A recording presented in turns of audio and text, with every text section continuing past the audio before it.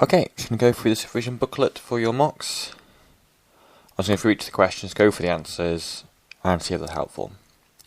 So question 1, we have a distance, speed, time question. First we want to do is just write down the distance, speed, time triangle. We've done that, the rest to work out, it's fairly easy. Again, read one sort of set of lines at a time. Gary drove from London to Sheffield. It took him 3 hours at an average speed of 80 km per hour. So to work out the distance, we're going to do speed times time, which is going to be 80 times 3. So you can work out the distance is going to be 240 kilometres. We know Lynn took 5 hours. We want to work out Lynn's speed. That would be distance over time. The distance we now know is 240. The time is 5 hours, and that in a calculator will give you 48 kilometres per hour. Part B, if Lynn did not drive from the same road as Gary, explain how could affect your answer to part A. All you need to say is that if she had to drive a longer distance, then of course the average speed would be higher, and if she drove a shorter distance, then average speed would be lower. Something along those lines that you know is going to change your average speed if you just go further or not as far. Question 2 of compound interest. So for compound interest, it's got the form we can always use, which is we times it by the percentage interest rate. So if we've got 4%, we add on 100 to give us 104%, and that as a decimal is 1.04, and because for 2 years, it's just that to the power of 2. Type in your calculator, and that will give you your answer. Question 3, a bit tricky. It looks really easy, it's slightly harder. You want pressure in newtons per metre squared. However, the area is in centimetres squared. To go from centimetres to metres, you should know all you need to do is just divide by 100. However, if we're going from centimetres squared to metres squared, you have to divide by 100 squared. And same from centimetres cubed to metres cubed, you divide by 100 cubed. So therefore, this 60 centimetres squared, if you divide it by 100 squared, will give you 0.006 metres squared. And now to work out the pressure, we do the force over the area. And again, with that, just type in your calculator and that will give you the answer. Question 4, we've got a pyramid. We're going to work out a surface area. So for this pyramid, it's square based. You should see we're going to work out the area of this square, and then we have 4 identical or 4 congruent triangles going sort of round the outside. For each of those triangles, we know this length is 20, and we are told the height of each triangle is 12 centimetres. So area of a triangle is half base times height, so it's going to be a half times 20 times 12, and that will give you 120. Then from there, it's pretty straightforward. We have 4 triangles, so we need 4 lots of 120, which gives us 480. We've also got the square here, and that will just be 20 times 20, which gives us 400. So that is for the 4 triangles. This is for the square. So your total surface area is these added together, which is 880. Okay. Question 6, laws of indices. Anything to the power of a half just means a square root. So root 64 is just 8. Part B, slightly harder. We've got a power of minus 2/3. So let's break it down. First of all, the minus power means you do 1 over. In the case of a fraction, that has the effect of flipping the fraction upside down. So flip it upside down, then the minus power goes. We've now got the power of 2/3. Power of 2/3 means you first do the cube root, because the 3 is on the bottom, and then you square that answer. So we can do the cube root of 8. The cube root of 8 is 2, because 2 cubed is 8, and then we square that 2, which gives us 4. The cube root of 25 is 5, and then the cube root of 125 is 5, and then 5 squared is 25, which gives us this final answer. Question 9, we're getting a bit tricky here. We have a solid hemisphere. We're told the volume of the hemisphere is 250 over 3 pi. We want to work out a surface area, given our answer as a multiple of pi. You're given these formulas, you will be in an exam or any test. However, because we've only got a hemisphere, the formula has to be modified to be 2/3 pi for a hemisphere, because it's just half the volume of a sphere, so we halve 4/3 into 2/3. We can then combine these two together to write down an equation we can use to work out r. So 250 over 3 pi is going to be 2/3 pi r cubed. You want to get r cubed by itself, so therefore r cubed will just equal 250 over 3 pi, and that is all divided by 2/3 pi. Type it in your calculator, just work it out. That tells you that r cubed is 125. Moving up here, to work out r, we do the cube root of 125, and that tells us that r is going to be 5. We've now worked out the radius. We now need to work out the surface area of this hemisphere. So we've got the surface area, we've got 2 halves. We've got the half a sphere down here. We know for a full sphere, it is 4 pi r squared. So therefore, for half a sphere, it will be 2 pi r squared. And we'll also see up here, we've got this circle here. And for any circle, the area is just pi r squared. So altogether, for this hemisphere, we've got pi r squared and 2 pi r squared gives us 3 pi r squared. Now we can use that, along with our radius, to work out the surface area. We'll just do 3 times pi times 5 squared.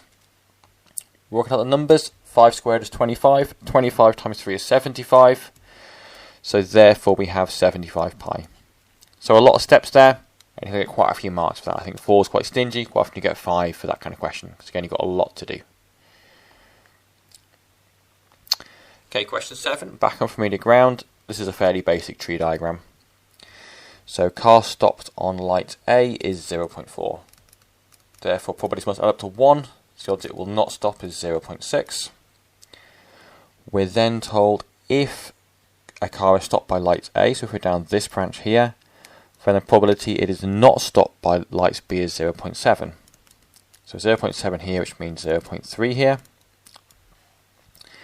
If it is not stopped by light A, then the probability it is not stopped by light B is 0.2. So we have 0.2 and 0.8.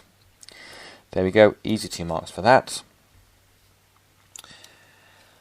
We're then told Mark drove along this road, he was stopped by just one set of traffic lights. Is it more likely he was stopped by light A or light B? So just one, let's work them both out. For light A, we must be down this path here to be stopped and then not stopped. So that would be 0.4 times 0.7. Work it out, use a calculator, that is 0.28. We can do the same thing for light B. We want to be not stopped by light A, and then we do want to be stopped by light B. So that is 0.6 times 0.8. That gives us 0.48. Therefore, he was more likely to be stopped by light B.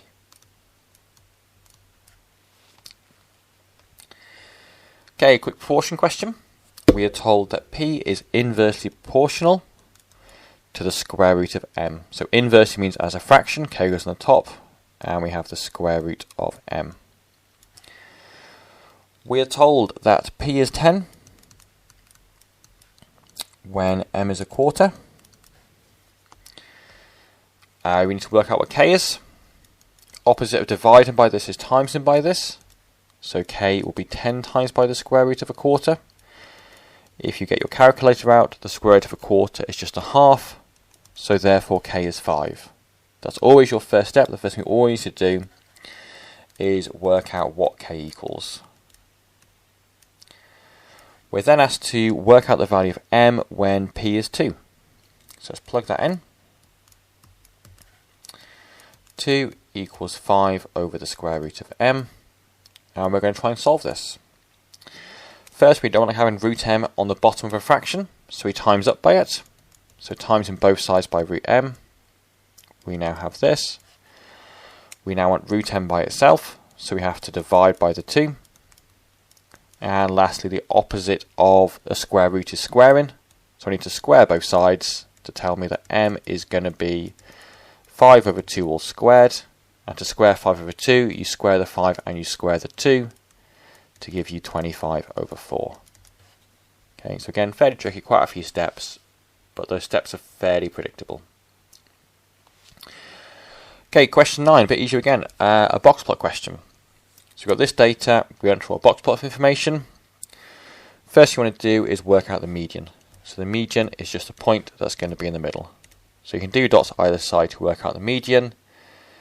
That is going to work out at being there. So for this 22, we've got 7 pieces here, and we have 7 pieces here. So that's your median. You then need the lower quartile.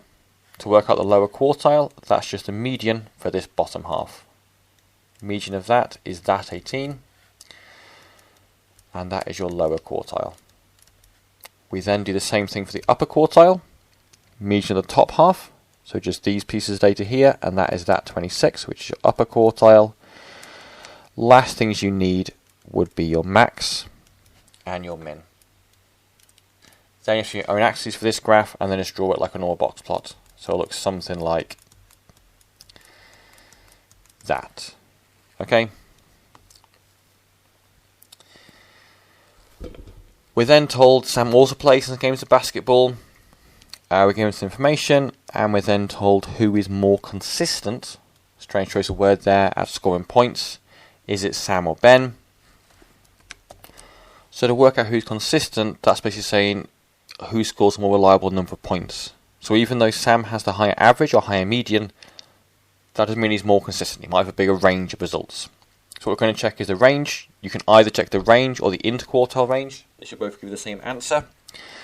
So for this, let's just check the range. So if we look at Sam's range is 20. If we look at Ben's range, it is going to be 28 minus 17, which is 19. You will then say Ben is more consistent because his range is 19 compared to Sam's range of 20. You could also compare the interquartile range to get a similar kind of answer, and that would also say Ben is more consistent. Okay, we have this solid made from 7 centimeters cubed. We want to draw a plan of the solid. So plan view is like a bird's eye view. You can also have front and side as well, which isn't in this question. So plan view, we've just drawn a bird's eye view, and that should be fairly straightforward. It's just this kind of shape here. Okay, that's the shape you'd see straight on top. You would see these two cubes are just one cube from straight down. Okay, question 12, to work out an estimate. So to work out an estimate, you run around everything to one significant figure, with the one exception: if it's in a square root sign, you'd round to the nearest square number. So rounding first, 43.2 would go to 40. Root 99 goes to root 100, that's the closest square number. And 0.193 would go to 0.2. We can then start to work it out. Square root of 100 is just 10. So we've now got 400 over 0.2. Then to work that out, I would times them both by 10 to give you 4,000 over 2, which gives you a final answer of 2,000. And that's your estimate. You have to estimate it, and always be a non-calculator question.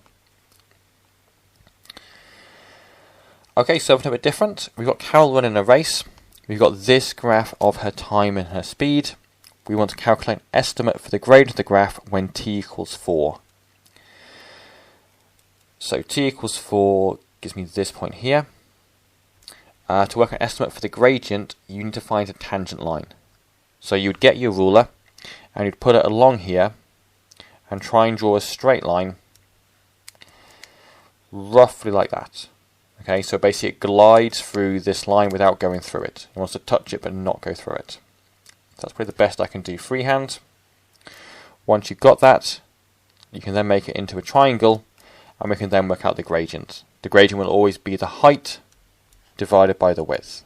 So let's work out my rough estimate. So here I've gone from roughly 10.6 to 4. So I'd say this height would be 10.6 minus 4, which is 6.6. This width, I've gone from 6, and I'm going to say it's actually pretty much bang on 1. So 6 minus 1 is 5. My width is 5. To work an estimate for the gradient, it would be 6.6 over 5. And then whatever that gives you, you can just use a calculator to give me 1.32. Part B, I haven't really taught you. Describe fully what this represents. If you work out the gradient of a speed time graph, you're doing speed divided by time, which you might know from physics, speed divided by time is acceleration. Often it's sent to a question with distance over time, and distance over time would give you speed. Okay. Explain why the answer is only an estimate. It's because I drew this triangle fairly roughly. The triangles aren't perfect, neither tangent lines, because of all those things. It's only an estimate. It's not perfectly accurate because you have to decide where that tangent line was. Okay, nice fun function questions. Work out GF of 4. For this we always start in the middle. So first I need to work out what f of 4 is going to be. So f of 4, if I plug it into here, I just place all my x's with 4's. So 3 times 4 squared. 4 squared is 16, 16 times 3 is 48. I've now worked out what f of 4 is. I'm then going to plug that answer into g. So I now want to work out what g of 48 is going to be. So I head to here, replace all my x's with 48. So it's 1 over 48 minus 2, which gives you your answer of 1 over 46. And again, like it said, give your answer as a fraction. Okay, question 14. A train travels from Madrid to Malaga at an average speed of 183 kilometers per hour. We've got it leaving and departure time. We want to work out the distance it travels. So again, it's a distance, speed, time question.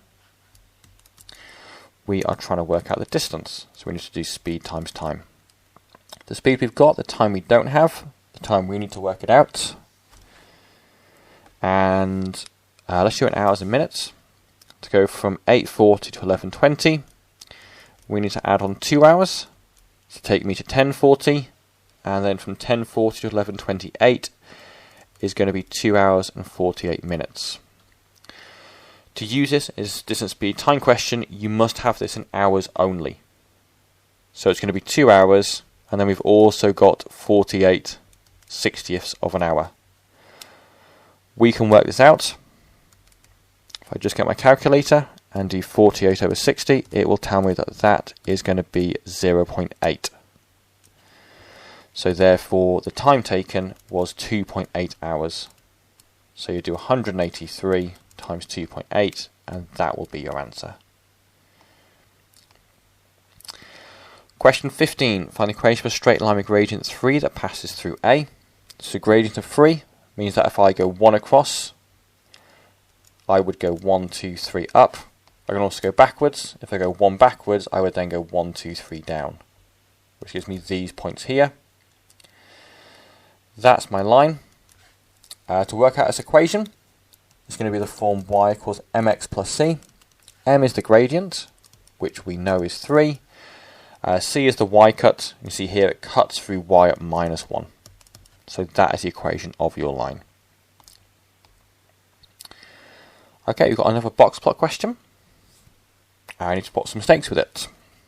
So let's check everything one at a time. Minimum is at 12, that's fine. Lower quarters at 20, that's fine. Medians at 32, no, here it says 30, so that's one mistake. One thing is the median is wrong. Upper quartiles at 40, that's fine. And the range is 55. So that means the difference between the biggest and the smallest is 55. Here they've used that value of the range for the maximum. So you can actually work out the maximum. That is going to be your minimum plus your range. So their maximum should have been 67. And that's their second mistake. So check them one at a time, see if you can spot any mistakes. Question 17. Worth mentioning this was a non-calculator question. We have the sale price of a jacket. We're going to work out its percentage reduction. So let's work out its reduction. The reduction we can work out from doing 52 minus 41.60. Work it out, take your time. That is £10.80. We want to work out what percent £10.80 is of 52. Okay, we could do £10.80 over 52 and then times it by 100. That's what I'd do if this was a calculator question. Because it's non-calculator, I'm going to assume it's going to be a nice number. I'm going to look at this, so that's £10.40, not £10.80. I'll look at £52 and I'm going to work out what would 10% or £52 be? That will just be £5.20. And from there, that should hopefully ring some bells, because those two is just double one another. So if 10% is £5.20, that means 10%, 20% is £10.40. So therefore, we have saved 20% on our jacket. Laws of indices. So again, for this type of question, we do the cube root of 125, then square the answer. The cube root of this is 5. 5 squared is 25. Again, an easy couple of marks there. Fraction work, again, really common questions. We know the steps. First thing, we write everything as a top-heavy fraction. We then do top times top, bottom times bottom. This we can simplify a bit because we can divide top and bottom by 4. Let's work out how many 4s go into 176. That is going to be 44. So it's 44 over 5, and that as a mixed number is going to be 8 4/5. Okay, go through those steps, don't rush it. There's some quite easy marks if you can remember everything to do. Okay, question 20. Liz buys these amount of buttons in each packet, and we know she buys an equal number of each of these. It's interesting how many packets of which colour did she buy, so basically looking for the smallest number, that is in the 8, 6 and 5 times tables. That is a lowest common multiplier question. So let's do it the way that we've seen it. For the red button, if we do prime factors of 8, that will be 2 cubed. For the silver buttons, we've got 6 and prime factors is 2 times 3. For the gold, your prime factors is just 5. We then want to work out the LCM of those numbers. So the LCM is the biggest power of each number. So first, powers of 2, my biggest power is 2 cubed. Powers of 3, my biggest power is 3. Powers of 5, my biggest power is just 5. There are no other numbers, so that is your LCM. Working it out, that is going to be 2 cubed times 3 times 5, which is 120. So that tells me she buys 120 of each coloured buttons. We now have to work out how many packets we need. So for red, you would do 120 divided by 8. So 8 buttons in each packet. For silvers, you would do 120 divided by 6. And for gold, you would do 120 divided by 5. Question 21, a triple ratio question. We've got A to B, which is 8 to 5. We've got B to C as 3 to 4. We want this as a triple ratio. So again, it's like adding fractions. We want to have a common number in here, which is going to be 15, goes into both 5 and 3. So this ratio, I times everything by 3. So it'll be 24 to 15. This ratio, I times everything by 5. So it'll be 15 to 20. Merge those together, we get our answer, which is 24 to 15 to 20. Question 22. Frank, Mary and Seth share some sweets in the ratio 4 to 5 to 7. So Frank, Mary and Seth. Seth gets 80 more sweets than Frank. So if we look at their parts, we can see that Seth gets 3 more parts than Frank. So those 3 extra parts must correspond to those 18 extra sweets. So therefore 1 part is 6 sweets. That's the key thing we have to work out. It now says work out the total number of sweets they're shared, which is a couple of ways. I want to work out the total number of parts they've got. So if I add all these together, 4 plus 5 plus 7 is 16. So in total they have 16 parts. Each part is worth 6 sweets. So we do 16 times 6, which gives us 96 sweets. Question 23. When you've got this sort of big list of information where people pick one particular choice, that is always going to be a two-way table.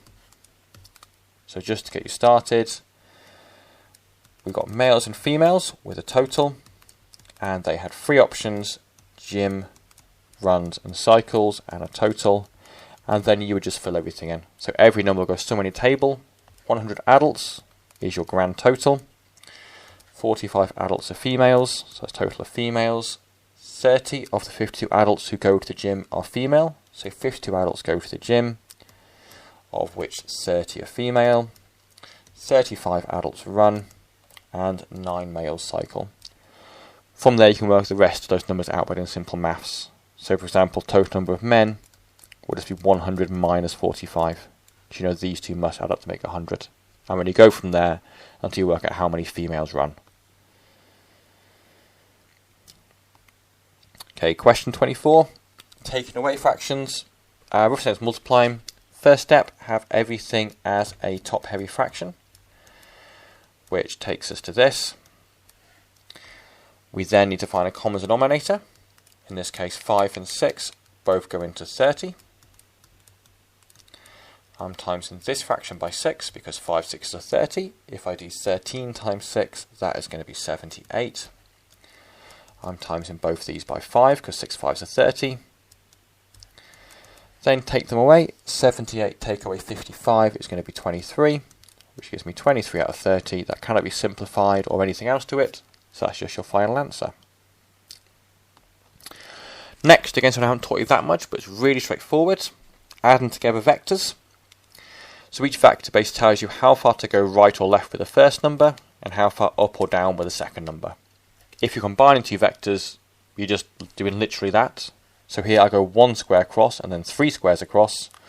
Altogether I've gone 4 squares across. I've then gone 4 squares up, then 2 more squares up. So altogether it is 6 squares up. You just add the top columns together. So 1 plus 3 is 4. Then add the bottom columns together. 4 plus 2 is 6. Second part, we've got 2a plus 3b. So if I double vector a, that becomes 28. If I triple vector b, that will become 9 6. Then add those together is 11 14. So really simple, something you haven't probably seen yet. One more vector question. From this point, draw the vector 3 lots of c.